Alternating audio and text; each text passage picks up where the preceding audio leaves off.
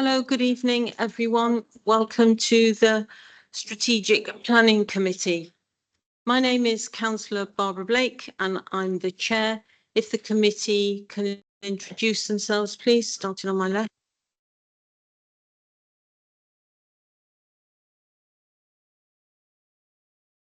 Councillor Redrice, Tottenham Hale Ward. Councillor Scott Emery, Highgate Ward. Sean O'Donovan, councillor for Tottenham Hale. Amina Ibrahim, councillor for Knoll Park. Lottie Collett, councillor for Woodside. Cathy Brennan, councillor for Muswell Hill.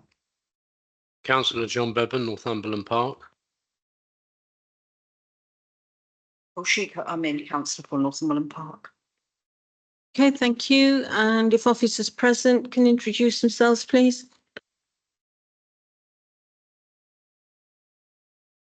Cody Sprott, Principal Committee Coordinator. Justin Farley, Legal Officer.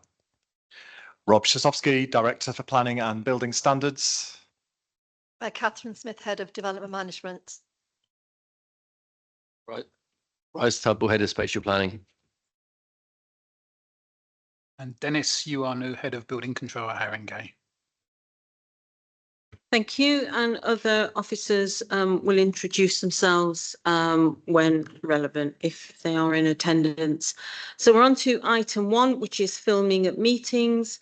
This meeting is being recorded. All registered speakers should be aware that they will be recorded for live or subsequent broadcast via the council's internet site or by anyone attending the meeting. Item 2 is apologies. So we have no apologies for absence at the moment.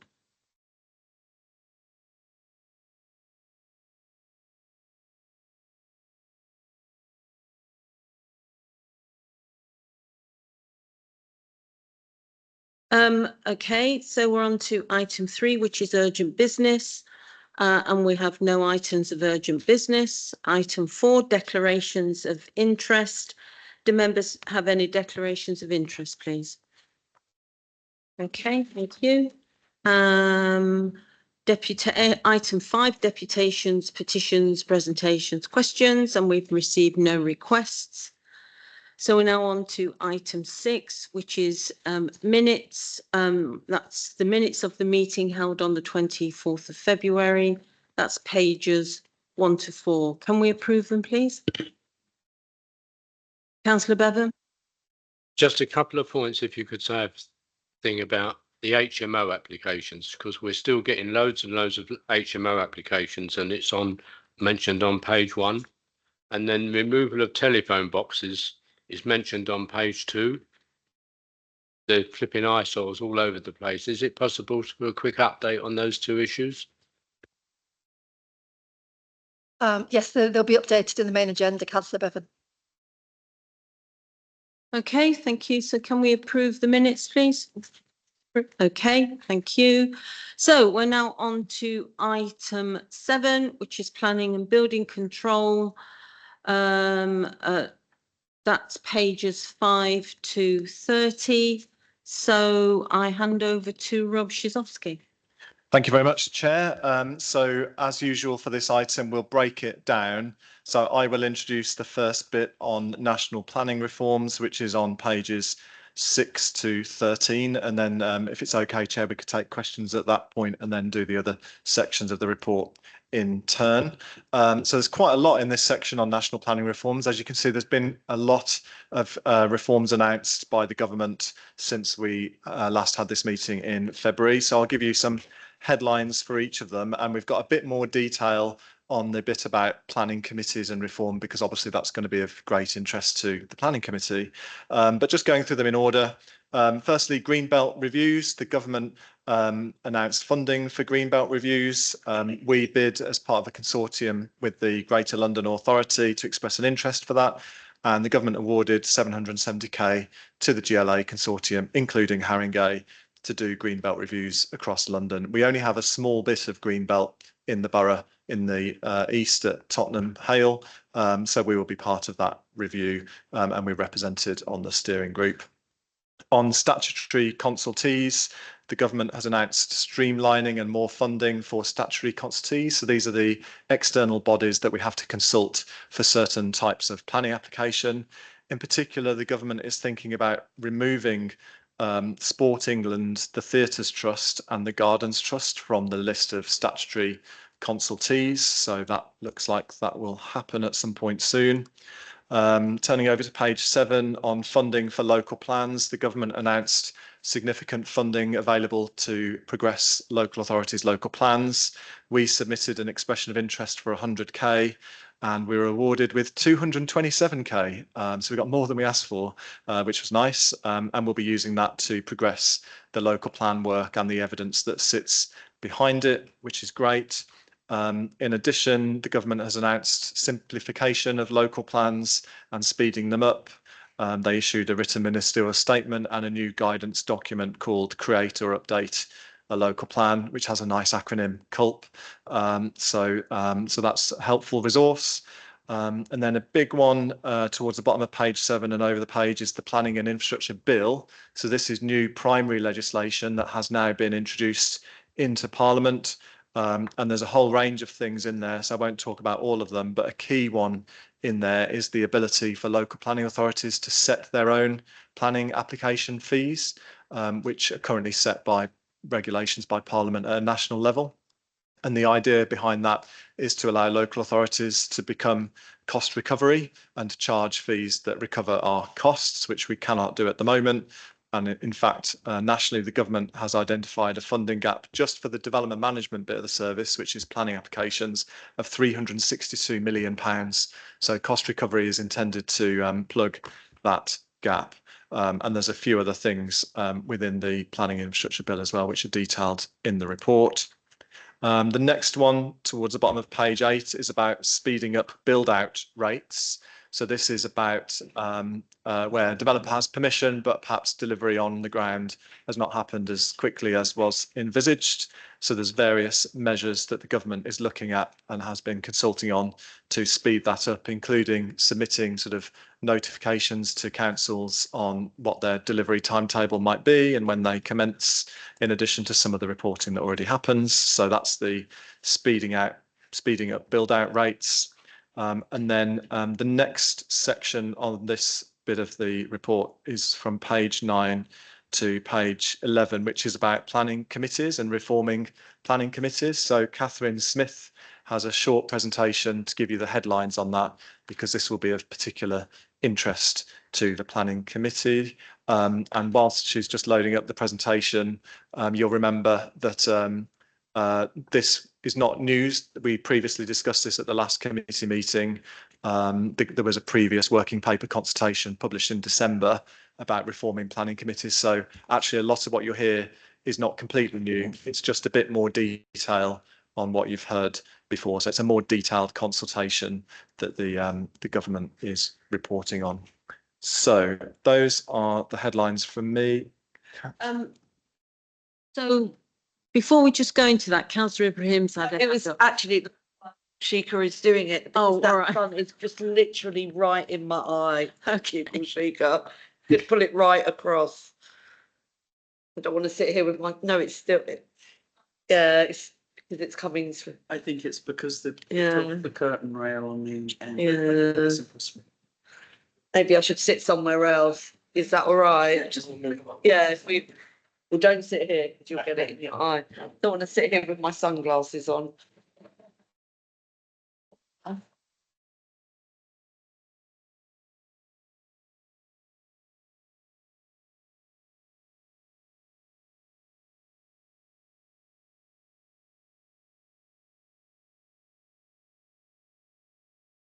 It's all right. It's fine now. Okay. Just to welcome Councillor Worrell to the meeting. Do you have any declarations of interest, Councillor? No. Okay. Thank you.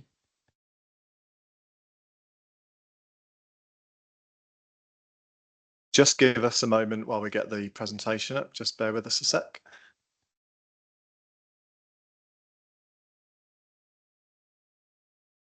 Yeah, can you make it full screen? Thanks, Catherine.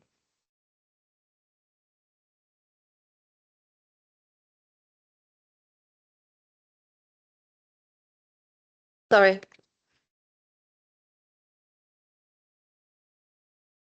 So thank you for your time this evening. I'm going to talk for a few minutes about the reform of planning committees, technical consultation from the government, which we're considering at the moment. So the consultation came out at the end of May. The King's speech and kind of led the way on that, announcing in 2024 that this was going to happen. And that there would be a paper coming forward seeking views on actions. So there are 3 proposed actions which the government are focusing on. One is introducing a national scheme of delegation, and that's to ensure there's greater consistency and certainty about which decisions go to planning committee, because at the moment across the country that's very varied. Another action about requiring smaller committees for strategic development. And so there's more focus on those regenerative schemes.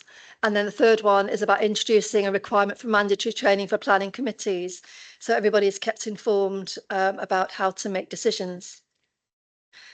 So the government's objectives for these reforms, as you'd imagine, they're 3 or 4-fold. Firstly, to ensure that applications are good quality and that they comply with our development plan. Those schemes are approved. Secondly, allowing planning committees to focus their resources on the really complex or contentious development or major developments that will have the biggest impact on the local community. Thirdly, ensuring planning committees are sufficiently trained and supported to do their duties. And then lastly, it's also about empowering planning professionals to make sound planning judgments. So as part of their engagement on the working paper, the government have held a number of workshops with key stakeholders, including LPAs and chairs of committee. They've received an awful lot of written responses to that paper. And then they've also independently asked the Planning Advisory Service to undertake a study on their behalf, which attracted a lot of response as well. So the key findings from all of that research the government carried out are on this slide here. And it's basically that most respondents see the case for a scheme of delegation. And that would provide more certainty and consistency across the board. They found there was little support for strategic planning committees on their own, but there was strong support for smaller committees. And there was also strong support for mandatory training of council members. So after all that consideration, the government have pulled together a planning and infrastructure bill, and that went to Parliament in March. So within that, there was a new power for the Secretary of State to set out which planning functions should be delegated to officers and which cases should go to committee. They're proposing a new power for the Secretary of State to control the size and composition of planning committees. And they're also requiring that members of planning committee are trained and certified in that training. So moving on now to the technical consultation. So this is the paper that local planning authorities have been asked to comment on. It came in, as I say, at the end of March, or was it end of May? End of May, sorry. And we have 2 months to consider it and to respond if we want to. So I'll go through the key proposals and then give you some thoughts on what our views are as officers. So the government are proposing to introduce a national scheme of delegation. And what they want to do is have 2 categories of development, Tier A and Tier B. So Tier A would be all applications within that would be delegated to officers. I'll come on to explain what those cases might be in a second. And then Tier B would be other applications that aren't in Tier A. They must be delegated to officers unless the Chief Planning Officer and the Chair of Committee agree that it should go to Planning Committee. So here's Tier A. So as you'd imagine, this is a lot of cases which you wouldn't ordinarily see at this planning committee, but across the country, some of these cases do go to planning committee. So these are cases which the government thinks should be delegated to officers. So it's things like household developments, minor commercial and minor developments in terms of residential, applications for reserved matters, non-material applications, so you'll know they're called 96As, approval of conditions, prior approvals and certificates of lawfulness. On back to Tier B, so the starting point for Tier B is all applications should be delegated to officers. But then there'll be a gateway test. So if the Chief Planning Officer and the Chair discuss a case, they must mutually agree that it should go to committee. If they don't agree it should go to committee, then it can be done under delegated powers. So these are the types of applications that the government expect to be in Tier B. As I said, it's everything that's not in Tier A. And also it's cases that where there might be lots of scrutiny on applications closely linked to the local authority itself. So if there's an application where a local councillor is an applicant, or a planning officer is an applicant, or the local authority itself is the applicant, they will need to go to planning committee. In Section 73 applications, so these are ones to vary planning conditions. You'll have seen some of them in the past. The proposal is that these would go into Tier B. So these will be discussed with the chair and the chief planner, and the decision made at that point whether it should go to planning committee or not. Moving on to the size and composition of planning committees. So the government's looking at a range of between 8 and 11 members. They're asking whether 11 is the right number for a maximum. They think that's reasonable, or should there be an alternative size restriction? They're also wondering whether there should be a minimum size requirement. In terms of training for planning committees, they consider that the content should follow through from national guidance through to local guidance in terms of regional guidance in terms of London Plan, and then local plan in terms of the Haringey Plan. And the idea is that, planning committee aren't experts necessarily, and jargon needs to be demystified, and that planning training will help members. At the moment, there are proposals to either have MHCLG provide training, or they're talking about it could be local. So that's a question about, what we think is the right way. But both of them should be certified is the proposal. The industry are supportive of hybrid training, and they want to remove the inconsistency. And there's more, as I've got here.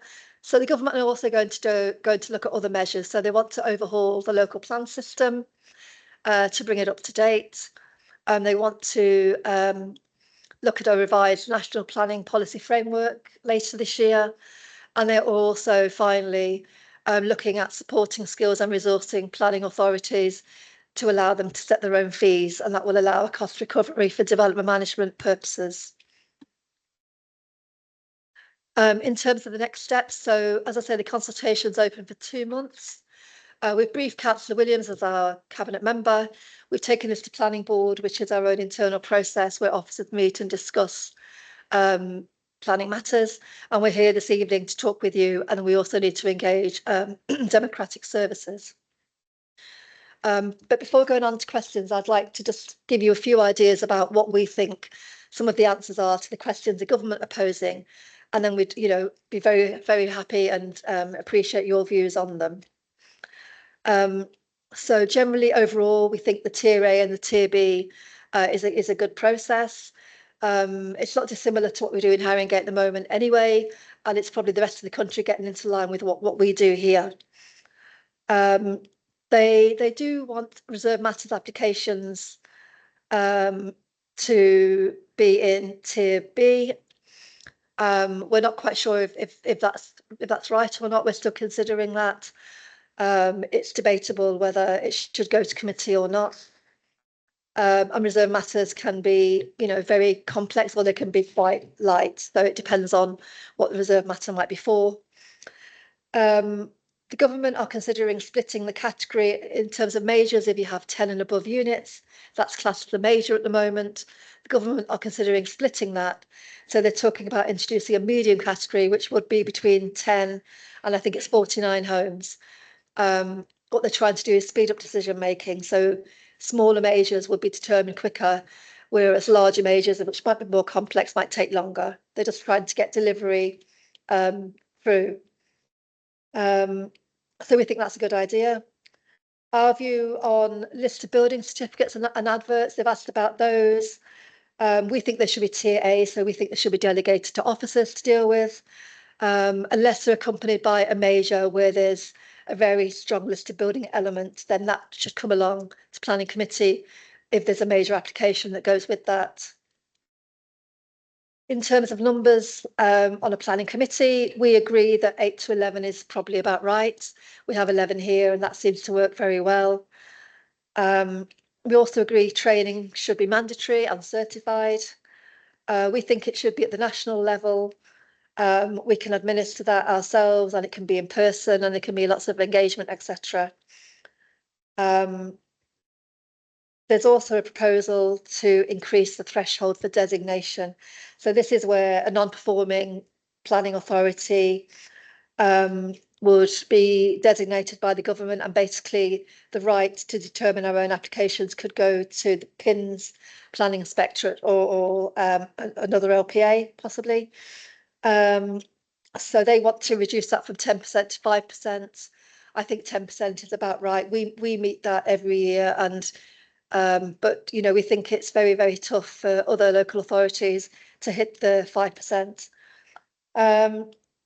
Yeah, and then the only other thing that you'll find really important, I think, is that on tier B applications, so where there is a discussion between the chair and the the chief planning officer, that triage approach about whether a case should go to committee or not, the government are proposing that that would replace the call-in that members have at the moment. So where you spot a planning application on the weekly list, you ask for it to be called in, the government wants to replace that. So there are thoughts on that at the moment, but we'd be very welcome to hear your thoughts. Sorry, a lot to take in, I know. So any questions? So I've got Councillor Rice and then Councillor Emery. 8 to 11, I could broadly agree with that, but what happens if you haven't got a council big enough to have 8 members? There's some councils have very small membership. What happens about that? Well, I'm also concerned about the delegated element of the proposal. I think that the public should be able to see the elected members turn up and vote for or against a proposal, whatever that might be. I don't think the way around that is to, you know, not allow them to come and have that delegated privately. I mean, on most planning nights, we've probably got 300 or 400 sheets of paper on delegated legislation, delegated questions and concerns. We never discuss them, there's nothing through. But they're important to people who might have only applied for an extension of the kitchen, the kitchen into the rear garden. I know that's it's not necessary these days, but something of that magnitude. The local community should be able to come and see and discuss, and like they do now, should be able to lobby and says, we don't like this because this, that, they may be completely wrong, and most times they're completely wrong, but they should still have the opportunity to express their view. Just one other thing I want to ask is not directly concerned that, but it's concerning the green belt. Is there a special protection for golf courses under the green belt legislation? Because we got a substantial golf course in our borough, and we wonder whether that's protected or not. I'll kick off, and Catherine, if you want to come in as well. So on what happens if the council isn't big enough to have 8 to 11 committee members, I don't know is the honest answer, but I'm sure the government's looking at it. I don't think Haringey would have that issue. In terms of having the public see elected members make decisions, absolutely right. And actually, with most of the things the government is proposing in Haringey, we're already doing most of it. So you see the major planning applications, and that will largely continue unchanged and unaffected. So in a sense, in Haringey, it won't make too much difference. The big decisions will still come to planning committee for a thorough debate, and will still be discussed with the chair on any particularly sensitive ones that need to come to committee. And on golf courses, so yeah, in Haringey, there's another designation in addition to Greenbelt called Metropolitan Open Land, which has a similar status to Greenbelt. So golf courses are often covered by that, and that is being looked at more so through the London Plan and the Greater London Authority and the Mayor of London rather than the national changes. But that is being looked at to change the policy on Metropolitan Open Land and green golf courses. But that's being done through the London Plan, and we will have chance to bring that to committee and feedback on that in due course. Is there anything else, Catherine or Bryce, you wanted to add on planning committees or Greenbelt? No. Thank you, Chair. Do you want to come back on any of that, Councillor Rice? Councillor Emery? Thank you, Chair. I'll start with the briefing paper. On slide 3, I think there was a mention of professional. Yeah, that's done it. No, I'm just going to carry on.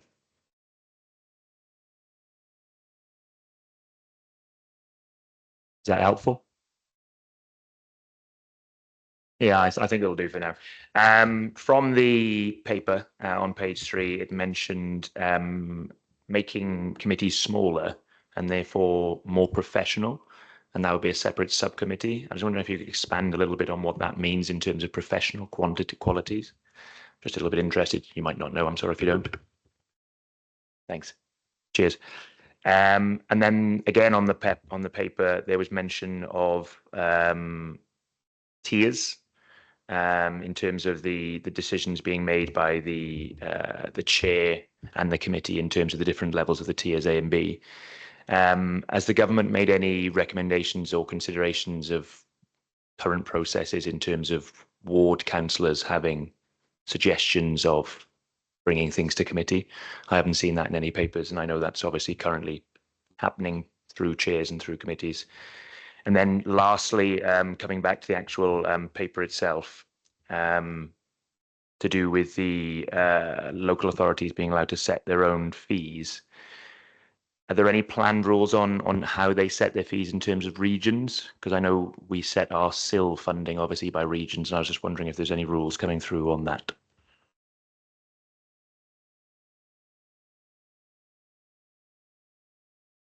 Thank you. Yeah, so the government's idea around having smaller committees, I think, is just to try and get decisions through quicker. I think from my reading that they're concerned that, you know, I mean, it's a democratic process, obviously, and everybody has a say, but the more voices that there are in the room, the longer these things are going to take. So I think that's where they're coming from on that. And they want the committees to be more focused. So, you know, we have a very professional committee here. Other committees out, you know, outside of here and outside of London, you know, they're not focused on delivering development and trying to get, you know, cases through, you know, with all the benefits that come to the local community. And they have a very different mindset about development. So I think, you know, these reforms aren't particularly geared towards Haringey. You know, they're really trying to, you know, whip up the rest of the country and bring them up to standard, to try and enable them to be facilitators of development, to try and help Keir Starmer get his 1.5 million homes built. In terms of the tiers, so your question was around, so there's a tier A and a tier B. Yes, so this paper that the government are consulting on is for local planning authorities to feedback on. So the way, I think the question was about ward councillors' involvement. So this is that involvement. I think anybody can go onto the website, read the paper, make comments. Anybody can do that at all. But we have this formal process where we can bring it to you and take any comments or concerns that you have as a committee back. And we'll obviously be speaking with our cabinet member because she will have the final sign off on any response that we make as an authority. On the fee settings, the the kind of fee setting to make sure that you cover your cost of your service. That's only starting to formulate, so I don't quite know how that's going to happen. It's the idea is coming to us now, even though obviously lots of planners have been wanting this to happen for a long time. Government's kind of catching up with itself and with us. And I think Rob's closer to that because I think he's been lobbying for this for some time, having that foresight on the cost of our service. Yeah, thanks, Catherine. And if I may just add to that, Chair, on the local fee setting, is there some kind of regional basis that could be done? So absolutely, we're looking at that. So I'm working with London councils, the body that represents all London boroughs, to have some kind of methodology to do this in London, so that in 33 London boroughs you don't get wildly different planning fees. There's some kind of level of consistency, even if they're not exactly the same. So there is emerging work going on, and the government will be publishing guidance on how we do fee setting to make sure it is only cost recovery. It's not about making extra profit or surplus for a council. It is just about cost recovery. So there is definitely work going on about that. And I think your question on ward councillors was also touching upon whether they want to bring something to committee, so call in. So as Catherine said in her presentation, the government is proposing essentially to set the national scheme of delegation to get rid of that ward member call in and replace that with the discussion between the chair and the chief planning officer. But it is only a consultation. I don't think the government are firm in their views on that. So I think they are genuinely wanting to hear comments and thoughts on that. And to be honest, as a chief planning officer, and I'm sure I wouldn't speak for the chair, but we do need to be aware of sensitivities in wards and with local ward councillors. So, that would always be at the forefront of my mind in making that decision. And I'm sure in the chair's mind as well. Thank you.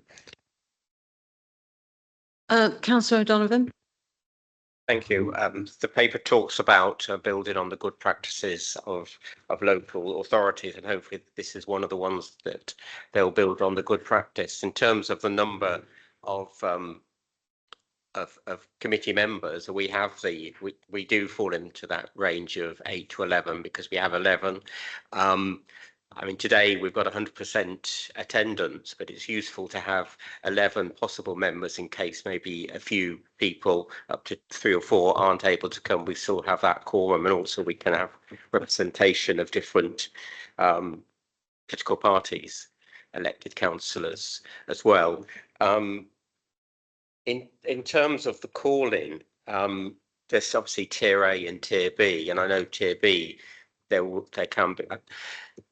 The presumption is everything is dealt with by delegate power, unless in Tier B, through discussions with the chair, then some items will come, and there'll be some obvious things that will come to the committee. There won't be much of a discussion in relation to, but then I assume it means that things that automatically fall into Tier A, not only can they not be brought to the committee by ward councillors, but they can't also be brought to the committee by the chair. They will stay in Tier A and dealt with on delegated powers, and it'll be interesting to see, yes, how that actually will work. The training, obviously we do have training. I think the one thing that maybe is missing is certification, and I think we'd all welcome that improvement, that we get not just the training, which is excellent, but also the certification as well. Thanks.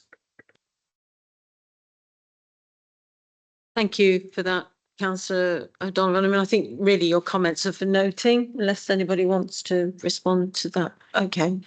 I'm just going to break off and say welcome, Councillor Bartlett. And do you have any declarations of interest, Councillor Bartlett?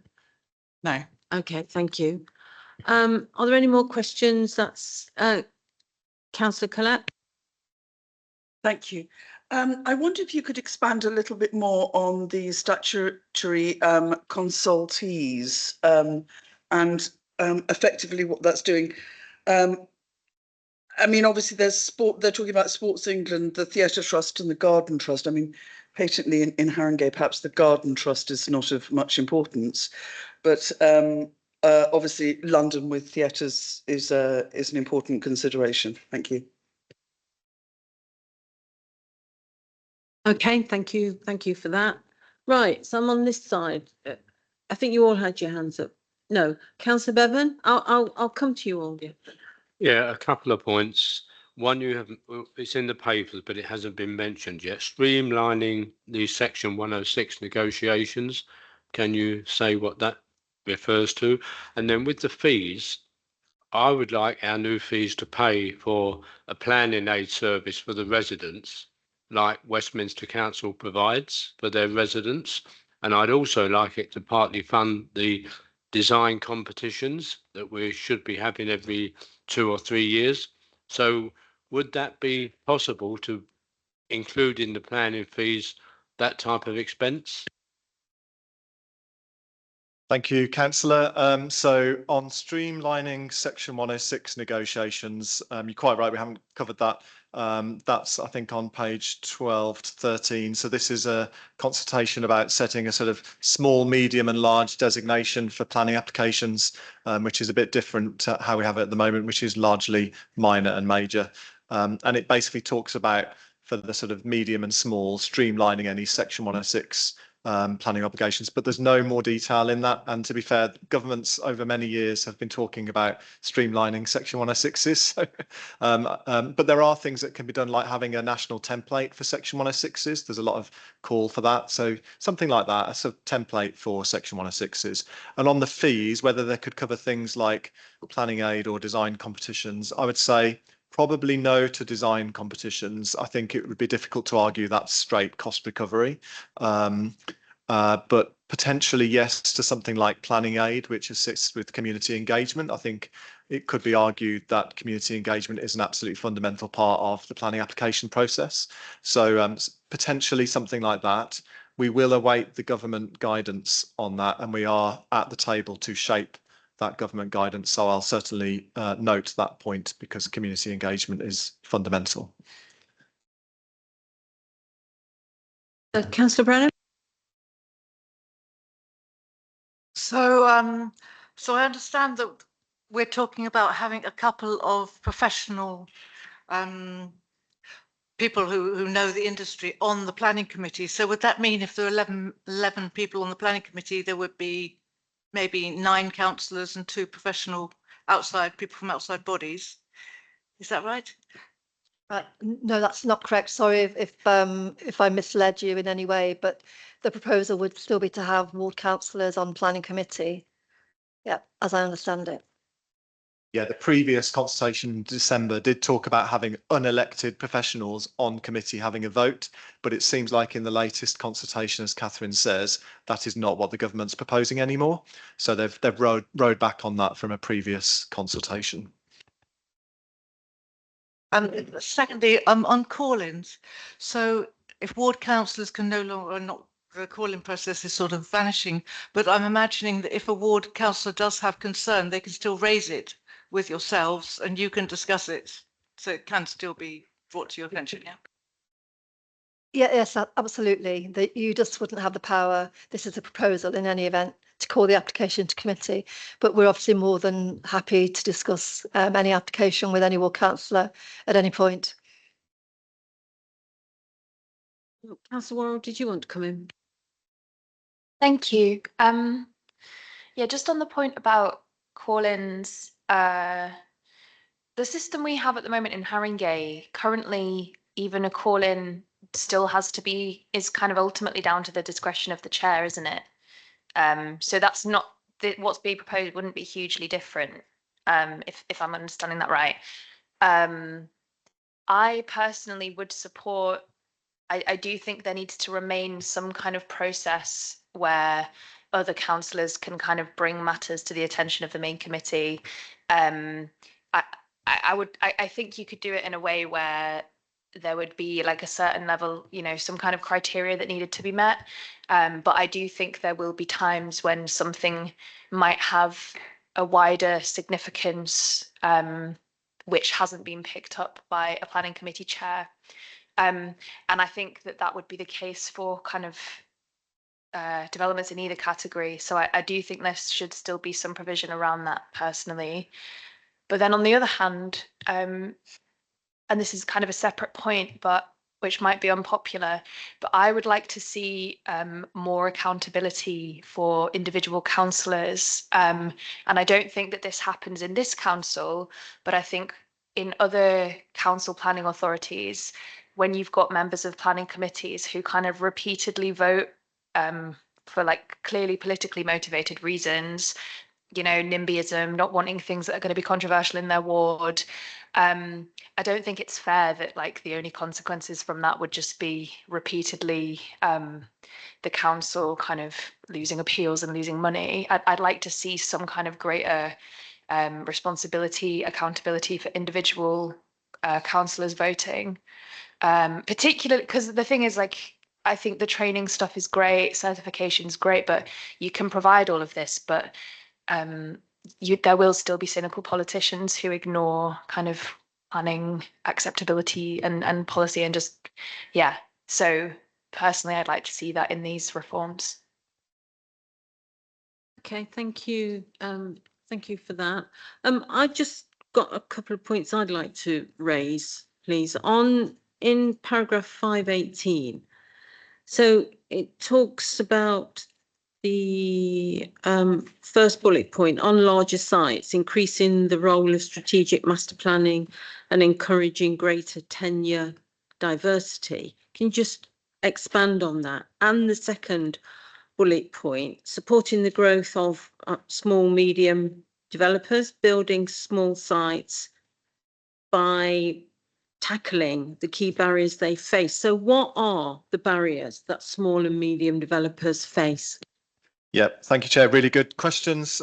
So, yeah, on page 8, the thing about strategic master planning and tenure diversity, this is largely about getting smaller and medium house builders into the market and delivering housing, because at the moment it's very much dominated by the large house builders. So strategic master planning means you have a big site, breaking up that site so that you've not just got one developer doing the whole site, it's broken up into different developers so that if one developer is having financial problems or whatever, you can still get some of the plots delivered. So that's what that's about. And the same point about tenure diversity, if you've got a massive site that's all for housing for sale, then it's dependent on the for sale market. Whereas if you have a diversity of build to rent, sale, affordable housing is a very important part of that. Then you have different registered providers, which again means it's more resilient if there's problems in the market. So that's what that's about. And similarly, yeah, barriers of small and medium sized enterprises. Barriers include sort of the legal costs of the Section 106s. So the point about streamlining Section 106s earlier can be very expensive. Legal costs can be quite time consuming for all parties. Even if everyone's willing and sort of putting things forward, and just a number of onerous requirements on all the evidence that needs to be submitted as part of a planning application, all the background documents. You get believe it or not, the committee reports are a nice short summary of that. There's many hundreds of pages of detailed technical reports, which are a big cost to small and medium-sized developers. So I think those are the types of things that are talked about in that section, Chair. Okay. Councillor Ibrahim. Just a kind of a genuine question. I don't know if I've got the answer. I'm trying to, is the challenge around lots of small and medium developers on a single site not going to pose the economies of scale challenge, which then presents an issue with the levels of affordability? So obviously when you've got a smaller builder, then they're less likely to be able to, deliver the optimum number of affordable homes, whereas the unfortunate upside of the bigger house builders is you're more likely to get those affordability figures in there. I don't know the answer, but is that a fair assumption? I'll bring you in. Yeah, I think that's fair. I think each site is different though. So some sites that will be the case. Some sites it will be different depending on the viability of that particular site and the funding. But I think that's a fair analysis. Councillor Rice. Same point. It is fair to say that it's more likely that small developers would go past than larger developers. We got the example at Tottenham Hill, there a couple of developers not being able to complete their contracts. So it's unlikely that I can't see how that benefited the small developers when they might not be able to finish the job.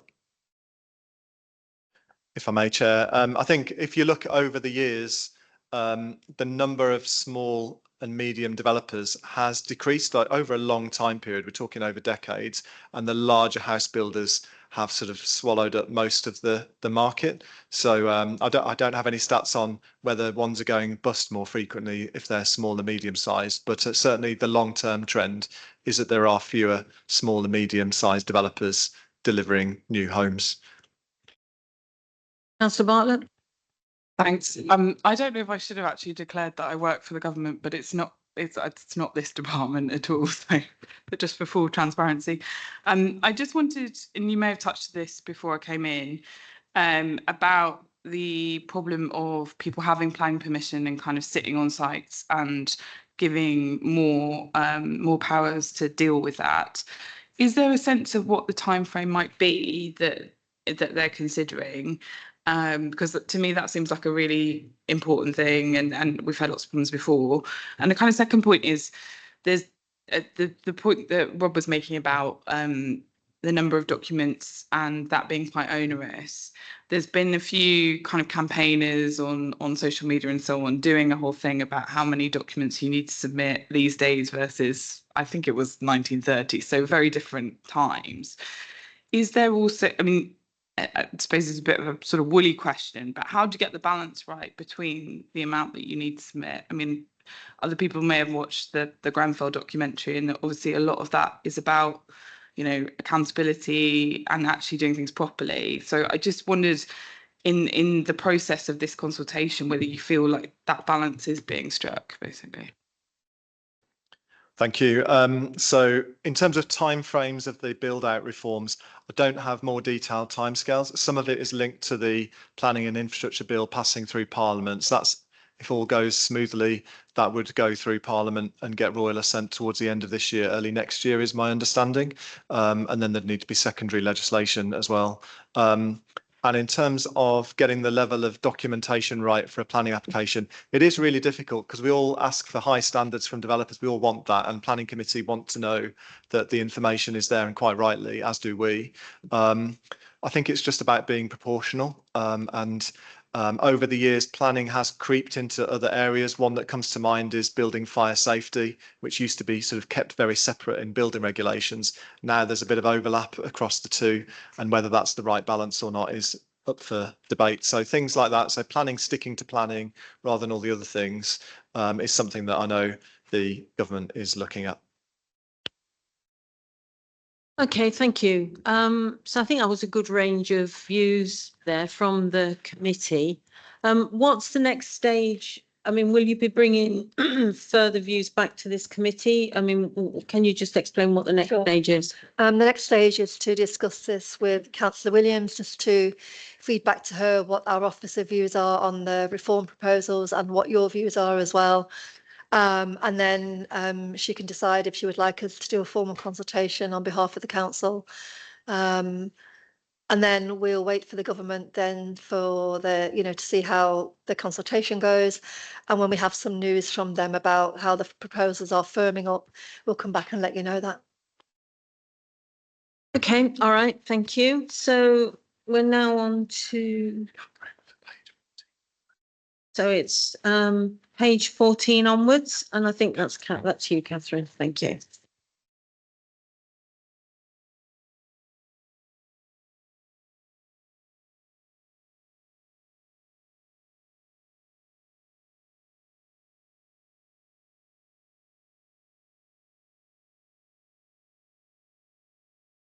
Thank you. So this evening, I'm going to present to you our development management and planning enforcement statistics over the course of the 2024 to 2025, so April 24 to the end of March 2025. And then there'll be a comparison on previous years, so you can see how we're doing. So overall, we had a 5% increase in terms of applications having been received. So that's gone up to 2,888. And you'll see also that we have an increase in the number of applications on hand. That's gone up too.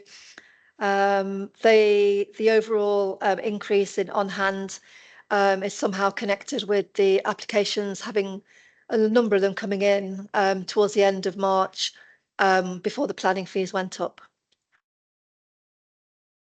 The next slide talks about our overall performance in terms of major applications, minors and others decided over the course of the year.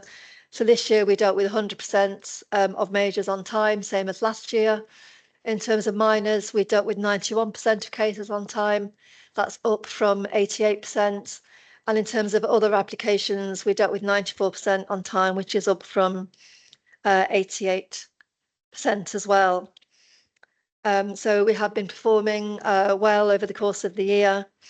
In terms of numbers, we decided 578 minors over the year compared to 573 the year before. So that's only gone up by 5, but we have decided more on time. And then on minors, the average number of days for deciding those applications has gone down from 148 days to 106.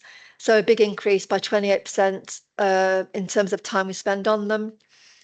For other applications, we decided 830. That's less than the 968 the year before, but our performance improved from 88% to 94% on time. And the average time for other applications, sorry, I have said that, haven't I? Okay, in terms of rolling totals and the cumulative situation, we're not going to be designated as poorly performing.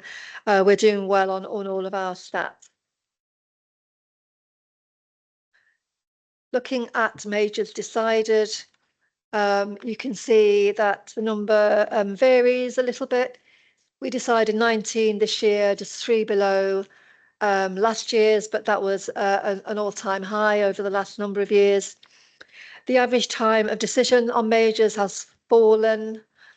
It has increased, from 405 to 419. Not a significant increase, but they've all been subject to 106 agreements, and they've all been with extensions of time as well. So with the applicant's agreement to extend that period. In terms of appeals, again, doing well. You'll see the number of appeals determined this year is the same as last year. That was 77.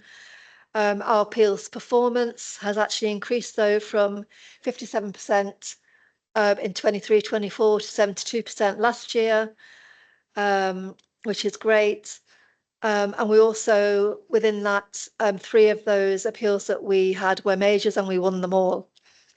So again, we won't be designated on the quality of our decision making this year. In terms of cases on hand, there were around 67 cases on hand per officer at the end of April, up from 56 the year before, but you can see it fell again in May till 60 to 64. There's ongoing work to reduce our backlog. In terms of the length of time taken to validate applications, that has decreased from 20 days to 17 days, so that's positive, but we are aware that we need to do more work on that. So this is looking at decision timeframes across the different types of applications. You can see the majors on the left-hand side. They took less time to determine in 24-25 than they did in the previous year. Minors and others, similarly, they took less time to determine.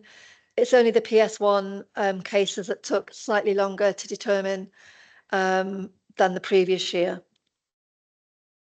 And that was only by 3 days. In terms of our planning advice service, so you'll know we give advice to members of the public and developers when they want to know what might get consent, etc. So in 24-25, the request for pre-app meetings went up by 71%. So from 145 up to 249. And the income increased as well by 96,000, which was an increase of 33% on the previous year. In terms of requests for householder application, pre-apps, In 24-25, that increased slightly, only by two, as you can see, two further requests, but the fees increased by 33,000. So that's quite a significant increase. In terms of planning performance agreements, they mainly focus on major applications. That income fell slightly from 774,000 coming in. I think it's yours. Oh, is it? In 24-25, sorry, compared with 760,000 for the previous year. So a fall in fees, but only by 2%.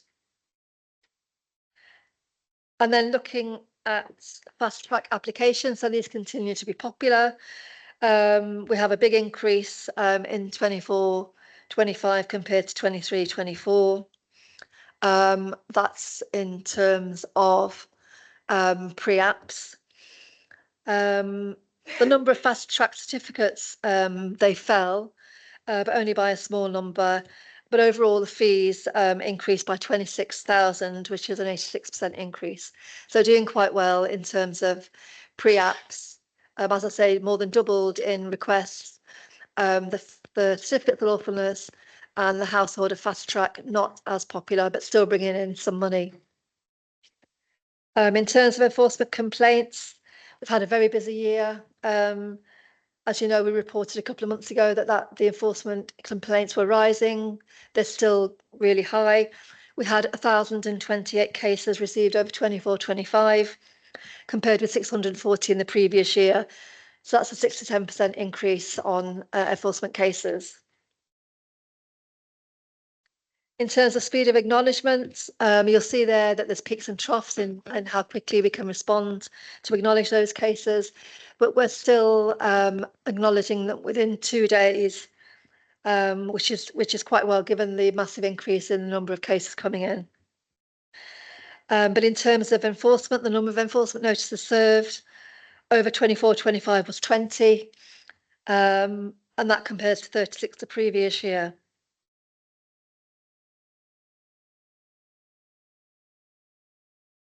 So just in terms of activity, so this is talking about complaints received. You'll see they've gone up, as I said, to 1,028. In terms of enforcement notices served, similar, and enforcement actions taken, you'll actually see that's increased quite a lot on the previous year.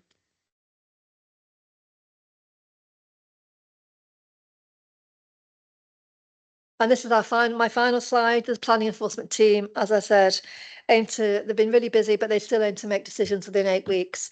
And you'll see that they did deal with 52% of those cases within 8 weeks, compared to 47% last year, despite the fact that they had a huge amount more cases to deal with. So that is good news. Cases with no decision past 8 weeks, that has fallen. So that's gone from 48% to 37%. Even though the numbers have increased, it's proportionately less because we've had more cases to deal with.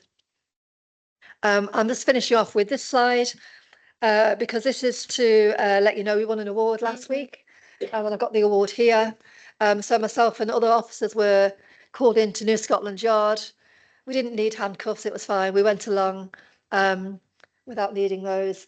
So it was a service award given to us by the Met Police for our work on Secure by Design. So it's in recognition of services to the local community and designing out crime. And that is for our service. And that's a national award. So we were the only borough in the country to receive that. So I thought I'd end on that happy note. Thank you.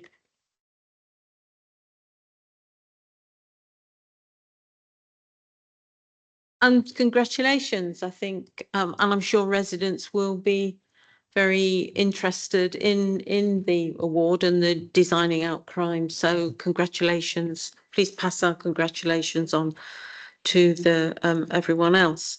Can I just ask before I bring anyone else in? So why have enforcement complaints increased, do we think? Why is that?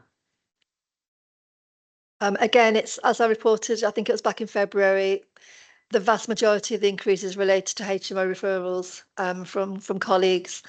So colleagues are picking up the fact that the HMO, when they're looking for a licence, they don't have planning permission. So they're passing them on to us to look at those and decide whether we need to take enforcement against the HMOs that are unlawful. So that's where the big increases come from. We're still, you know, battling with that increase, I'm afraid. Okay, so any questions? Any questions from this side? No? Oh, sorry, Councillor Worrell. Thanks. I was just going to follow up on that question really, because it seemed like that accounted for some of the increase, but maybe not all of it. And I just wondered if there were kind of other factors at play that we're picking up on. There are no other, you know, biggies. That is the biggie. There's generally small increases across the board. But the huge bulk of the increase is from the HMO referrals. There's no other trends of, you know, typical unauthorized, you know, development happening. There's nothing like that to worry about. It's just the HMO referrals. Councillor O'Donovan. Thanks. So it was about HMOs as well. And obviously these figures may relate to HMOs being established without any planning permission. What are the numbers of those people that either deconvert the property back or do they apply for retrospective planning? I know HMOs is something that's really taken seriously, and there was a case last week where it was not just a HMO that didn't apply for a license, but there was also harassment of the tenant and the poor state of the property involved, and that landlord in Tottenham Hale was fined £10,000, and hopefully that will be an example to other landlords like that. Thanks. Thank you. Thanks for those comments. So anyone else? No? Okay. Sorry. I just wanted to come back on, I just realised I didn't address Councillor Bevan's point about the telephone boxes. So we have successfully removed 5 boxes in consultation and negotiation with BT. They have earmarks a further 10 boxes for removal. So that project is still ongoing. We have a pre-application with them at the moment. We're trying to get them to remove 2 for every new one they want to put in. So that discussion is ongoing. We're aware it's an important aspect of planning committee's views. Yeah. Sorry, there was a question involved in that, just for a change, which was, what is the number of HMO landlords that apply for retrospective permission, and what is the success rate? I don't have a number, I'm afraid. What normally happens is once we're aware that there's an alleged breach, an enforcement officer will go out and visit. They'll gather information at that point or through a planning contravention notice. So we have some information that we can judge what we need to do next. So if we feel that the property is over 120 square metres and it's, you know, we would be likely to allow a HMO through planning permission, then we would invite an application. So they're the numbers that we're likely to get in. If we find that it's unlikely we grant permission, then we would tell them that. So then we would try and get the developer, the owner, to convert back to a single property. However, they don't want to do that. Ordinarily, they want to put the planning application in anyway. So what I'm trying to say is we'll have a mixture of applications which we're likely to approve and probably a smaller number of ones which we're not likely to approve. But I don't have the numbers for you, but I can get those. Yeah. Okay, I think the numbers, we would all be interested in the numbers. So I think if you could get those, that would be good. Thank you. Any more questions? No. Okay. So we're now on to Bryce, page 25. Yep. Okay. Thank you, Chair. So a quick update on behalf of spatial planning. So we are close to finalising our draft local plan now, ready for consultation. It's just a case of dotting the I's, crossing the T's and navigating the council's governance processes. The forward plan for September Cabinet will be published fairly soon, and the draft local plan will be on that forward plan for September Cabinet. In advance of September Cabinet, 2 key things will happen. there'll be some engagement with ward members in relation to the neighbourhood chapters in the plan. So you'll, as members of this committee, you'll have seen a lot of that detail before in the New York Plan member working group, but we're going to extend that more widely to other ward members. And then we're also looking to set up a dedicated meeting of this committee in the first 2 weeks of September, so that you can review the plan ahead of it going to Cabinet and provide your input and comments so they can be considered by Cabinet when they make their decision. So that's the local plan position. We've got a couple of items to follow this tonight. One on an authority monitoring report. So we've recently published an authority monitoring report covering 4 years of information about the impact of our plans and our policies. So I'll come on to that in detail later on. We also published an infrastructure funding statement fairly recently, and there's a separate item on that this evening. That is basically about the developer contributions to be secure through new development. So Section 106 and SIL, it's about what we've collected, how that's been allocated, and what's been spent, and I'll give you some detail on that. And then I've just got some information here around the New London plan.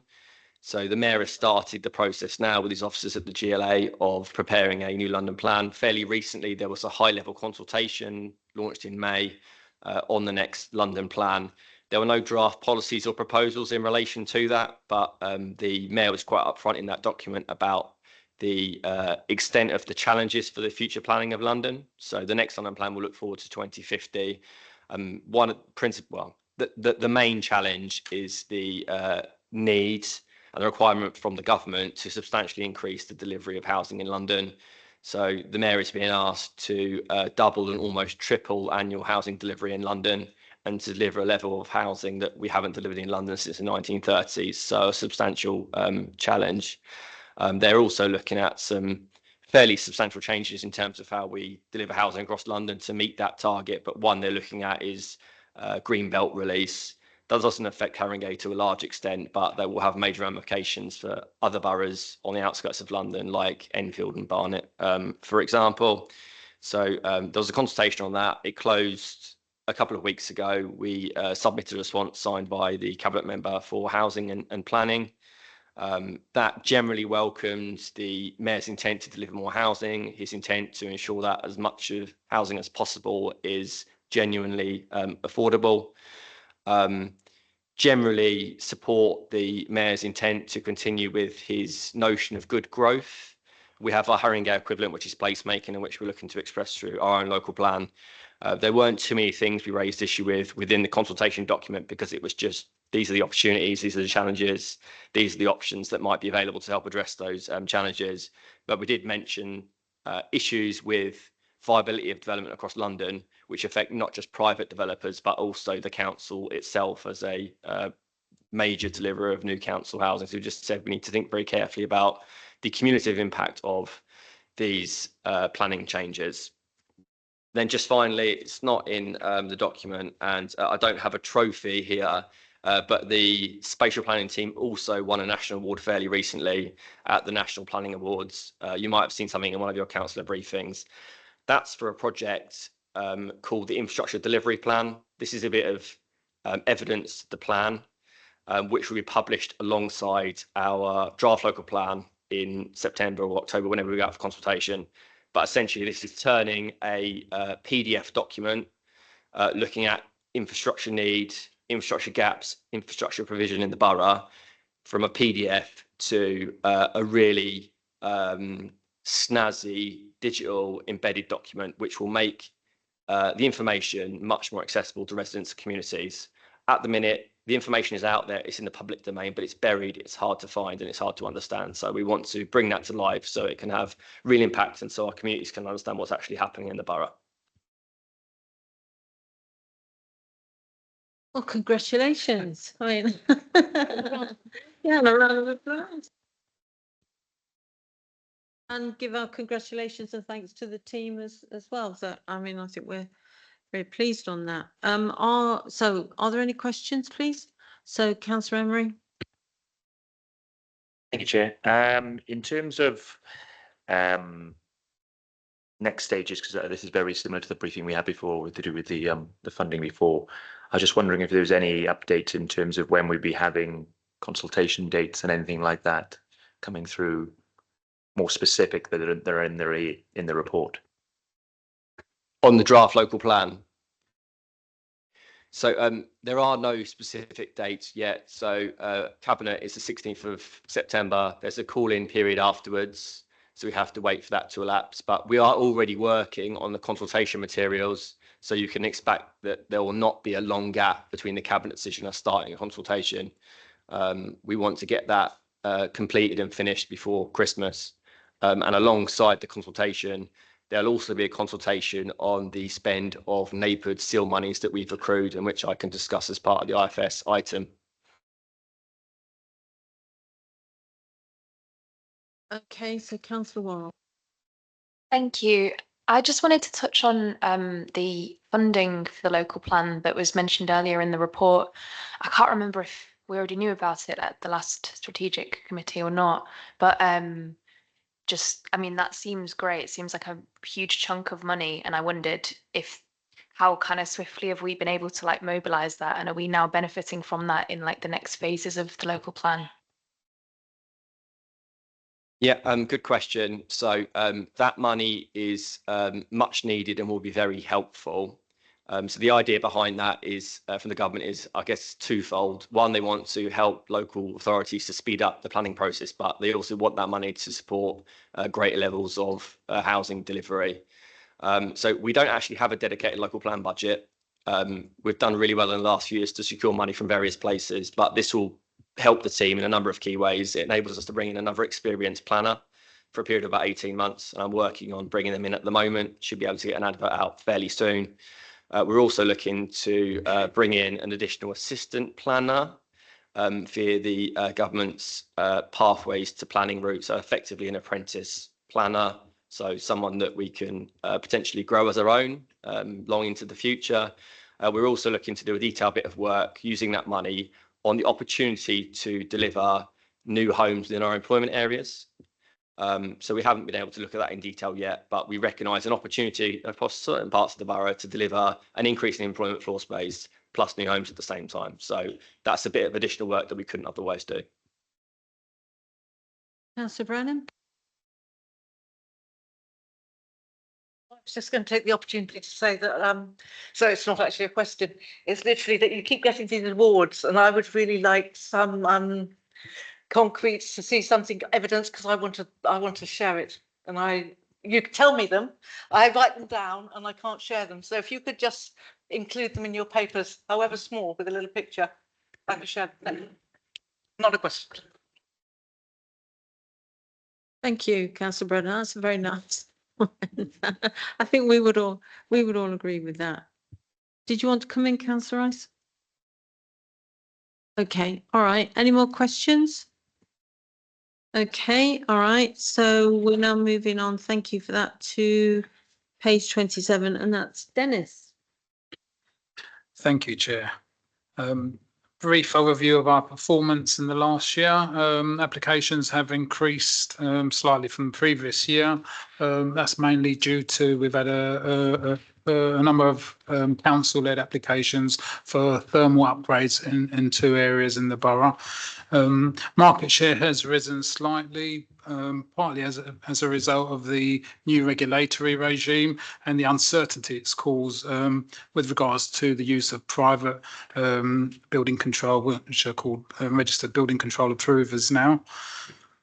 Building control has received a number of significant new housing schemes, and we continue to work within the majority of the housing schemes within the borough, and are currently assisting the building safety regulator on a number of the high-rise schemes in the borough. The team, building control team, currently has a number of vacancies, and recruitment has proved very difficult as a result of the low supply of registered building inspectors. This is indicated if you have a look at the site visits compared to last year. Site visits are down around 1,000, so around 1,000 less visits this year than last year. Dangerous structures, we still get our number of dangerous structures in, slightly less than last year. We still attend, we attend both during the day and out of hours. Again, there is a slight cost to the council in our attendance at these dangerous structures and the making safe of that dangerous structure. However, that is reinvoiced once we find out who the owners are. We're also part of a London consortium which improves the efficiency and cost effectiveness of attending these dangerous structures. Due to limited resources, again, in building control, there is extreme pressure now to continue to cover the out of hours dangerous structure rota. At the moment, there's 3 of us that are on the service, and we're losing another registered building inspector this month, which will mean only 2 of us are covering the borough for out of hours. Building control reforms. The government continues to implement the building control regime. In April, the government announced the formation of a building control panel, which delivered on the Grenfell Tower inquiry recommendations, which were accepted by the government. This was to set up a panel to carry out a review as to whether to change the way building control is delivered in England. The service, they're looking at a couple of questions really that came out of the Grenfell inquiry. One was whether there should be commercial interest in the delivery of a building control service, and the other one was whether building control should be acting under a new national body. Our service will continue to monitor the government's response to the Grenfell report and to the wider reforms in building control to ensure that Haringey continues to be fully compliant. In February, the government did announce an extra 2 million funding for the National Building Safety Regulator. That's mainly due to the hold-up, really, of the high-rise applications that are being submitted to the Building Safety Regulator. And through the Gateway 2 process. So this was for the buildings that are over 18 metres. I do hasten to add, though, our team has received no new burdens funding with the increased work that we have to do and information we have to provide to the Building Safety Regulator. We've concluded the restructure of our building control team to take into account the new safety regime, and currently we've got adverts out for permanent building registered building surveyors, and we're just monitoring to see how that goes. A positive note is that we have taken on one of our apprentices, full-time registered building inspector, and we've also got another one who's taking his exam this month and hope to secure him as an inspector by September, hopefully. We do realise that's the way forward, really, is to grow our own, and once these 2 have become registered building inspectors, we're looking at taking on another apprentice. And that's it from building control. Thank you. Thank you, Dennis. Are there any questions? Councillor Bevan? So what is the vacancy rate and what is the establishment? And you'll say you're helping the building safety regulator. Are you helping him on the 2 tower blocks in Northumberland Park that are stuck because they've got no regulators to do the necessary work? It's not on my radar as one of the jobs that we're assisting. Generally, any job that comes through to Haringey Building Control, that they come through a central hub which the City of London run.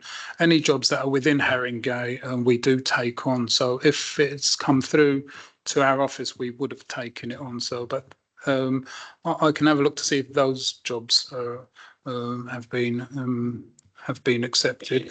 Any other jobs that we receive generally around around London, we won't accept. We don't accept them because we haven't got the resources to cover them. But if I can make a note of the 2 jobs, Councillor Stella House and Kenneth. And on the vacancy rate, it's above 70% vacancy in the building control structure. So it's a very high vacancy rate. So we've done a very extensive recruitment campaign over the last couple of months to fill as many posts as possible, ranging from the registered building inspector level up to the lead team manager level as well. So yeah, we've done a big recruitment campaign. The last set of jobs just closed the other day, so we're just reviewing the results of that. But it's fair to say there's not many qualified people out there, so there's a very limited pool of people. So it's unlikely we're going to get to close to 100% filled posts anytime soon.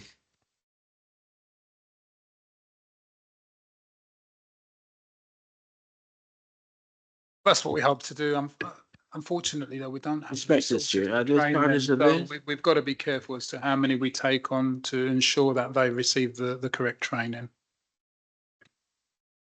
Sorry, Councillor Rice. When we speak of a building inspector, are we talking about chartered surveyors? I'm a chartered surveyor. Generally, they are, if not part of the Royal Institute of Chartered Surveyors, they'll be a member of a professional body. Yes. You're a chartered surveyor, and members of your profession group are chartered surveyors. So why are they not chartered surveyors as other people? The issue is that building control is quite a specialist field, and to become a registered building inspector, you've got to take a certain set of exams to become a registered building inspector, regardless of whether you're a chartered surveyor as a member of one of the bodies that are out there. Any more questions? No. Okay, so we'll now move to the recommendation, and the recommendation is that this report be noted. We're in agreement with that? Yeah, okay, thank you. We move on to item 8, which is the Haringey Authority Monitoring Report, pages 31 to 104, and I think that's you, Bryce. Thank you, Chair. So I've just got a short covering report in relation to the AMR. So members will recall some time ago there was an audit of the planning service, an internal audit. And one of the things that picked up was that we hadn't published authority monitoring reports for a period of time. And one of the actions was to address that as soon as possible, with a target date of the end of the 24-25 financial year. So we've responded to that action. We've now published an updated authority monitoring report covering the 4-year periods, 1st of April 2020 to 31st of March 2024. There is a lot within the document. There's a lot of detail, so I'll just give some of the headlines, and these principally match the headlines in the infographic at the beginning of the AMR. These are really the key things. So in terms of housing delivery over those 4 years, we delivered close to 4,500 houses in the borough. So that is a significant number of new homes, and the majority of those will have come through committee. So you've seen lots of those sites. So generally good in terms of housing delivery, but nonetheless, it is short of our housing target. So we do need to do more as a borough and as a council to meet our housing targets and to address the housing needs within the borough.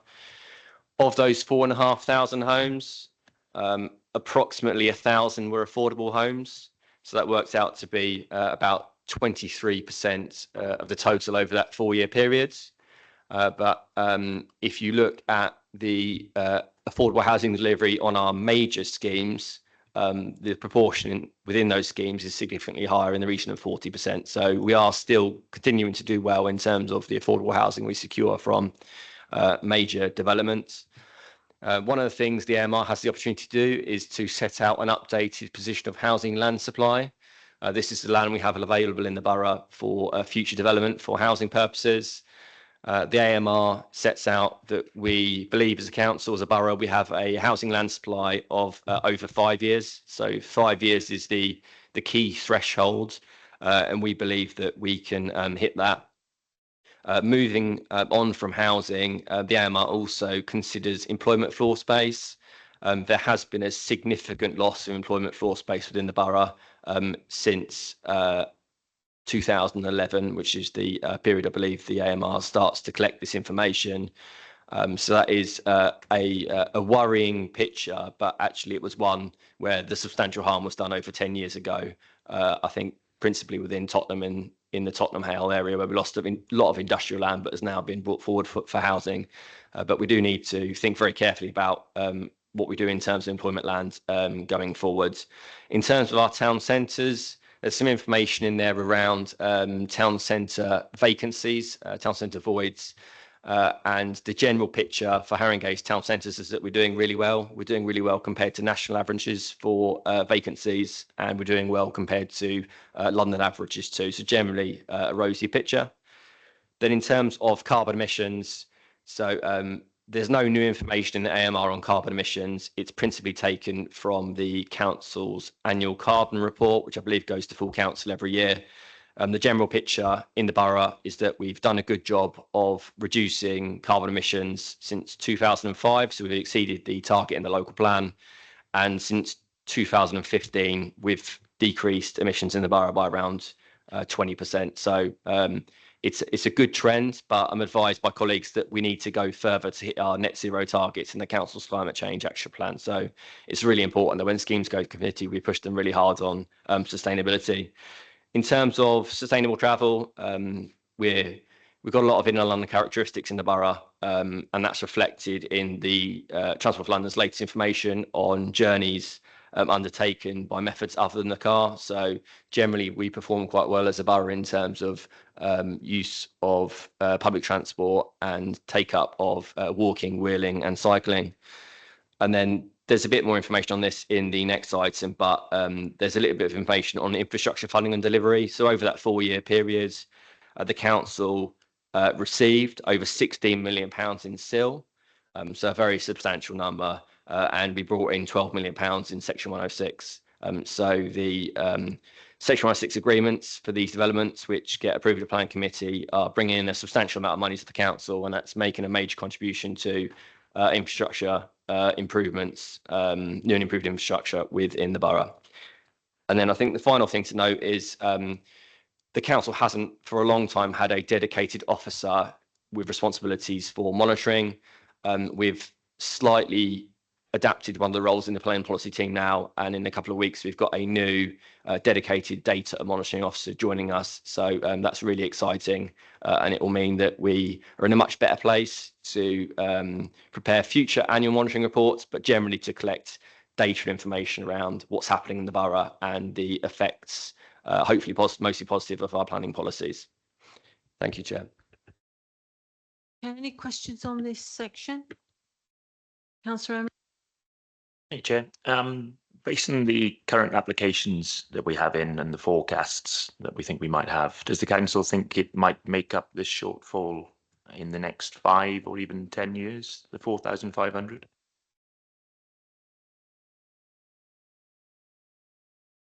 I think it will be difficult, although not impossible, to meet that shortfall. So we're giving the shortfall since 2011, I believe.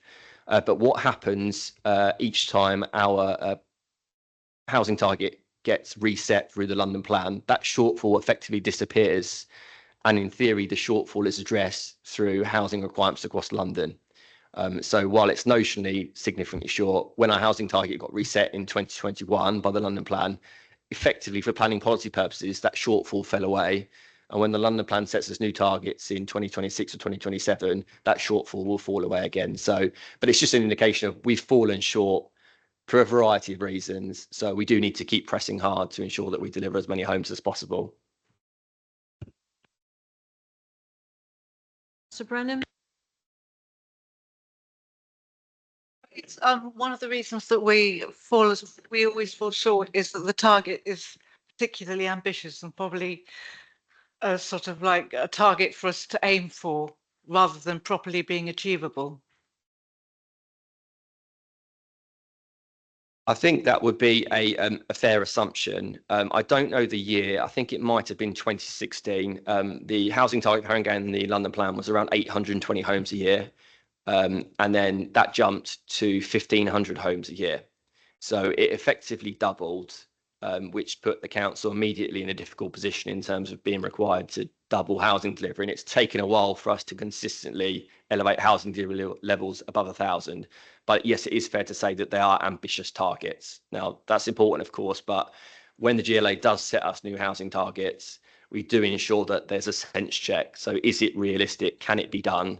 And can the GLA help us to deliver it? So that's part of the process too.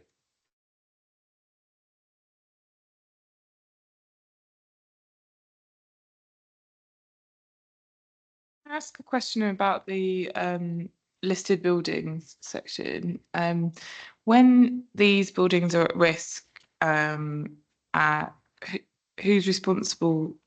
Presumably it's the owners that are responsible for doing that work. Is there a mechanism that the council has, or is it historic? How does it work in terms of forcing them to do it, I guess? It's really case dependent, but there is a open and collaborative dialogue with Historic England around the list, so it gets updated annually. So we do work with them to knock things off the list, but it's often the case that things go on the list at the same rate we're able to remove them. So we had a success story fairly recently with the ability to remove a structure in Highgate off the list. We managed to lever in some external funding, I believe. So that was a success story, but it's based in ongoing conversation with Historic England, understanding what the challenges are with these buildings, understanding what funding might be available, external grants to help address the situation, but where necessary, working with landowners and using the powers we do have to get them to do what they need to do. But obviously that's a last resort. That's a very resource intensive process. So it's about working with people really.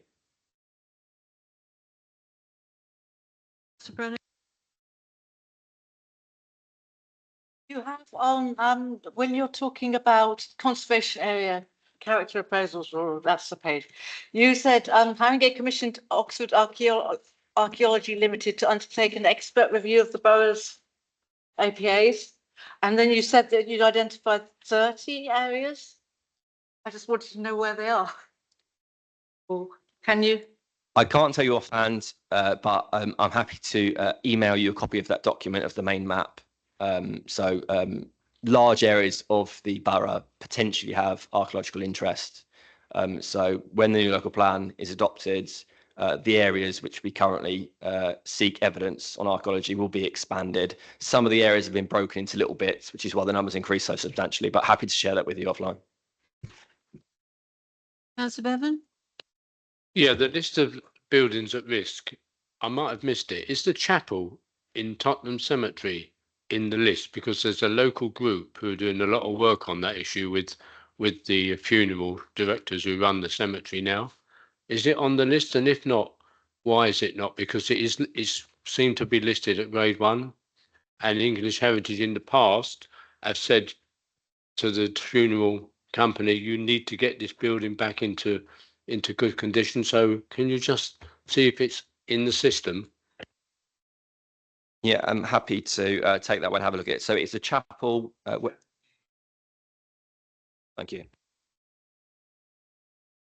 Councillor O'Donnell? Yeah, this relates to 3.3.21, which is vacancy rates in town centres, and the vacancy rates in a number of town centres seem to be quite low, which is good. But I was thinking more in relation to Tottenham Hale at the bottom, and maybe late offline we could find out what is defined as the Tottenham Hale town centre, but it has a vacancy rate of 0%. I know that, and it depends whether or not this is defined as a high street where people shop, but certainly on the ground level of a number of nearly all high-rise developments, there are vacant retail spaces or spaces where there could be retail, and very few of them are filled. So it's really what can be done to encourage the people that own those buildings to start using those vacant spaces. Yeah, completely agree. I've also noticed that there are some vacant units now in Tottenham Hale, and there possibly is a need for a concerted effort to ensure that they get filled with tenants. Of course, when the Spine Road is fully joined up in the future between Ashley Road through the island sites and then through to the retail park, which is the aspiration we'll be setting out in the local plan, it will have more of a look and feel of a high street now, whereas at the minute it feels like there's some isolated units. But I will go away and look at that statistic. It's not our data, it's data I believe the town centres team may be buying from elsewhere. I'll have a look at where it specifically covers in Tottenham Hale and give it a bit more scrutiny. It may just be the actual Tottenham Hale retail park, which I suspect that could be the case, but I will check. Okay, are there any more questions? So is that's the whole report, Bryce, is it that so the pages 31 to 104, you're not speaking on? It's covered, is it? Yeah, I just gave a quick summary of a very long document. Okay, thank you. Well, yeah, it was interesting reading, I must admit. Right, okay. So the recommendation, we'll now move to the recommendation, and the recommendation is that this report be noted. Do we note this report? Okay, thank you. Item 9, which is Haringey Infrastructure Funding Statement, pages 105 to 148, and that is you again, Bryce. Thank you. Thank you, Chair. So this will be another quick summary of a fairly long and technical document. So Infrastructure Funding Statement, IFS for short. This is a document which the council is required to publish every year, and it's required to contain certain information, specified information by the government on both the community infrastructure levy, and this is the Haringey SIL rather than the Mayor's SIL. He publishes separate reports on this. So Haringey SIL and Section 106. So the IFS, which has recently been published, is for the financial year 2023-2024. There's a lot of detail in there. There's a lot of tables and there's a lot of numbers. So I'll just give some of the high-level overviews. We've been collecting Haringey SIL since 2014. Since that time, we've collected over £35 million. So that's quite a substantial sum. Last year itself, we collected £3.2 million. Of that £35 million, a small element of that, 5%, is kept to cover the council's cost of administering SIL. But the large portion of the remainder of that has been allocated to the delivery of new and improved infrastructure in the borough. So of that £35.5 million, over £28 million has been allocated to delivering infrastructure improvements within the borough. Strategic SIL is a key source of funding for the council's capital programme, which is agreed every year as part of the medium-term financial strategy. So SIL makes an important contribution to that. In terms of spend, so that's £28.4 million that we've allocated. So at the current time, we've only spent just under £9 million of that. So there is still £20 million of allocated money to be spent. And part of the reason for the delay in that spend is because a lot of it is on strategic types of infrastructure, but an increasing number of projects are starting to come forward which are funded by SIL. Things like walking and cycling improvements. The Rising Green to the Wood Green Youth Hub was completed a period of time ago that had a major contribution from SIL. There's also work shortly to be finished at the Wood Green, just at the bottom of Station Road as you head up to Alexandra Palace Station. So the SIL is starting to be put to good effect. So that's the SIL position. So in terms of Section 106, the council currently holds £12 million of unspent Section 106. So this is typically the amount that we've held over the past few years. Last year, we spent over £6 million of Section 106 that we held. The majority of that, £4.23 million, I believe, was spent on affordable housing delivery at Ashley Road Depot. So I guess the takeaway here is that the Section 106 contributions that get agreed through planning committee are making a really important difference to residents in the borough through affordable housing. through employment and skills and also through carbon offset projects. Fairly recently, Cabinet agreed to the spend of over £2 million of carbon offset money on a variety of measures to improve our carbon performance across the borough. So that's a very quick overview of the SIL and Section 106 position, and happy to dive into any of the details. Thanks, Chair. Mr. Worrell? Thank you. It was just on the Section 106, just what's the rationale for having quite a sizable sum, kind of retaining that, and could we be spending more of it sooner, I guess? Yeah, great question. We have definitely put more resource to and sought to accelerate the rate at which we spend that. We are working very closely with services across the council now to ensure that money we do hold gets drawn down as quickly as possible, and that as far as possible we reduce the council's borrowing for use of Section 106 and SIL. So we're working very collaboratively on that. In some cases, there is merit to waiting for money to build up. Sometimes the desire is to deliver multi-million-pound schemes. You need to wait a period of time to generate money to deliver those. So with the £4 million for Ashley Road Depot, that was accumulated over a period of time. But nonetheless, where there is the opportunity to spend smaller elements of money quicker, then we do look to do that. Thank you, Councillor Brand. Okay, so I've got two questions. One, who can input into how SIL is allocated? Can we actually suggest things in our wards? Because I have a crumbling wall on the Parkland Walk where people are throwing line bikes over onto people walking below, and I'm told we haven't got any money to fix it. But I would have thought we could. That's infrastructure, and it's also dangerous. So there's two types of SIL for the purposes of spend. The first is strategic SIL. That's the bigger element of SIL. This is the element of SIL which helps support the delivery of the capital programme. So the spend of that money is determined and dictated by the council's cabinet, and that's done strategically each year through the medium-term financial strategy and the annual budgeting process. There is, however, another element of SIL, neighbourhood SIL. And alongside the draft local plan consultation later this year, we'll be consulting on the spend of £1.7 million of neighbourhood SIL across 9 areas in the borough. As part of that consultation engagement process, we will be speaking with ward members to ask, what are your priorities for the spend of this money? Obviously, the money's limited and there'll be lots of competing priorities, but we want to hear from ward members what their priorities are. We want to hear from residents, community visitors, what their priorities are. And there'll be a collaborative process of working together to establish where that money gets spent. But it could potentially include projects of the type that you've suggested, Councillor Braddon, although I'm sure you have many other ideas for how that money could be spent elsewhere in your ward, and other ward members will do too. Sorry, I had a second question. Well, it's this other thing was, I have a B in my bullet on this.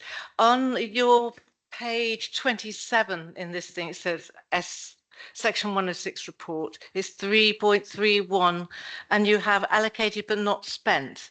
Highways, transport and travel, £4,624,029.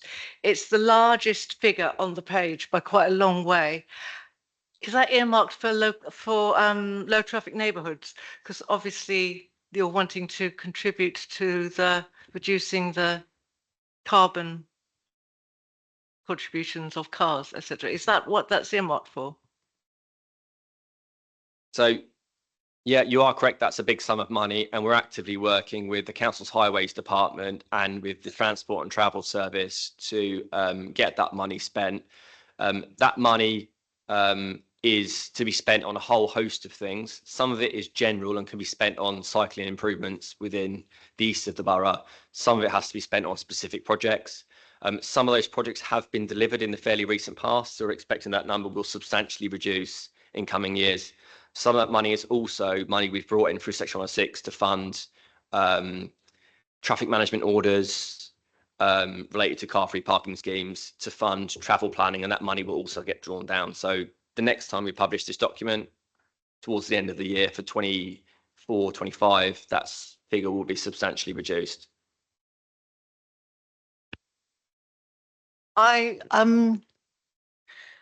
because it sort of jumped out at me, and obviously I'm a bit I'm a little bit jumpy about low traffic neighbourhoods because I live in them, and because they are mentioned here as having either section, I can't remember whether it's SIL or 106, one or other of them, money is going towards them. And I just look at the other things that this money can be put towards, and I saw your pie chart on the page about the different things that this money can be put into, and it's community health, it's community, all a lot of things that all like Haringey Works. Gosh, if we could double the amount of money we put into Haringey Works, wouldn't that be wonderful? At the moment, we've got a really bad problem in the country, youth unemployment, and it just seems that's a huge amount of money to be sitting around to be dealing, possibly putting into shuffling traffic around and causing traffic jams. Sorry, I just say. Right, thank you. I think we'll note those comments, Councillor Brennan. Thank you very much, but let's just note them, what you've said. So are there any other questions, please? Councillor Brennan? Yeah, I mean, it's quite obvious the council has a problem spending money. It's the same with the housing capital programme. It's never fully spent, way underspent, and it's probably the same with this. So that new officer that you talked about, is he going to be working on this, or is that something separate that he's working on? And then also, the 106 and the SIL, are there dates when if you haven't spent it, that money is lost? And then I want to talk, there's 3 particular allocations here to DEN systems. Large amounts of money, the district energy networks. My understanding is they've all been stopped. So what's going to happen to that money?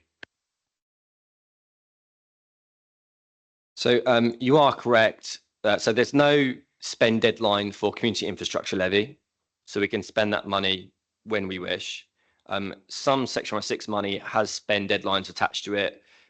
We have a regular quarterly reporting process where we look at the oldest Section 106 that we hold, and where we hold money where we might have to give it back potentially after a period of time. We work very hard with colleagues to ensure that gets spent as quickly as possible.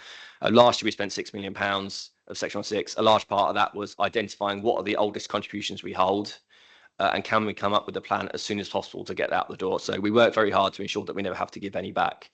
The vast majority of money that we hold is well within date, and there is a plan to spend it, but we're certainly very proactive in terms of seeking to address money that we might potentially have to give away. In terms of the specific point you've raised around the DENs, I think the DEN position is still a little bit fluid at the moment, and we're working with colleagues in relation to that and to ensure that we don't have to give money back. Is there an alternate way that money could be spent? So that's an active conversation, Councillor Bevan. On that, so that DEN money in the planning permission, is that contribution designated as for DENs, which would mean you couldn't shift it anywhere else because we're not doing DENs? Or Yeah, I'll come in on that first. So yeah, money for DEN, some of it is coming through Section 106, and usually the detailed wording in the Section 106 is it's to be spent on DEN, but if the DEN is not delivered, the district energy network, then it needs to be paid in some way through carbon offsetting or through some other means. So there's usually another way that we will still get and spend that money to reduce carbon. And then the money for DEN that is allocated from SIL, so separate to Section 106. So yeah, it's been allocated for DEN. The DEN programme has now been reduced in the capital programme significantly. So next time the council redoes its capital programme for the annual budget cycle, that money would need to be reallocated on something else through the capital programme, and myself and Bryce are in discussions internally about that. Councillor O'Donnell. Yeah, thank you. Obviously, there's questions in relation to spending the money, and obviously you all want the money spent wisely, but there's also questions in relation to collecting the money from developers. And I think you mentioned at one of the other presentations that there are officers whose job is to make sure that the money promised by developers are paid to us, so we have that amount of money for SIL or for 106. Yep, completely correct. So we've got 2 full-time officers who deal with the administration of SIL and Section 106. They have a great track record of bringing in money to the council and bringing in that money on time when it's owed. So there's very little work we have to do with developers where the money is overdue, but nonetheless, there are the odd occasion where it is overdue, and we're very robust in terms of how we deal with that. Until fairly recently, we only had 1 full-time administrative officer. About 3 years ago, we brought in an additional officer. A key part of her work programme is ensuring that we've received all of the SIL that we should have received. So when a developer commences development, they're required to pay SIL to us. We don't always know when a developer's commenced, so we did an exercise to look at schemes that had commenced and they'd not told us that they'd commenced. And in those cases, we said, you need to give us the money now. And we also required that they pay a series of surcharges and penalties. So over the last 2 years or so, we've raised a substantial amount of money, significantly more than the salary of this additional person, in terms of interest on money that we should have had but we didn't get, and in terms of surcharges. So we're doing quite well on the income maximisation front, and that's a key aim of the team at the moment.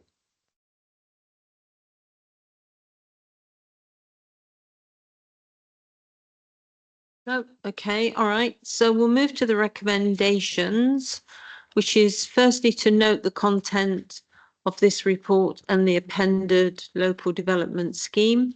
Do we agree to note that? Okay, and sorry. I think there's a typo in the recommendation there. And I don't know if it's my typo or whether it's arisen through another means, but it's not the LDS, it's the IFS. So if we could just correct that, please. So, okay, so if we can correct that then. So it's to note the content of this report and the appended IFS. Correct, thank you. Which is Infrastructure funding statement. Infrastructure funding statement. Okay, so are we agreed on that? Yep. And then secondly, to agree to refer this report and the appended IFS to the Cabinet with a recommendation to adopt the local development. That all needs deleting. Right. So with the recommendation to adopt the. That can all be deleted. Right. Right. Just wait a moment then.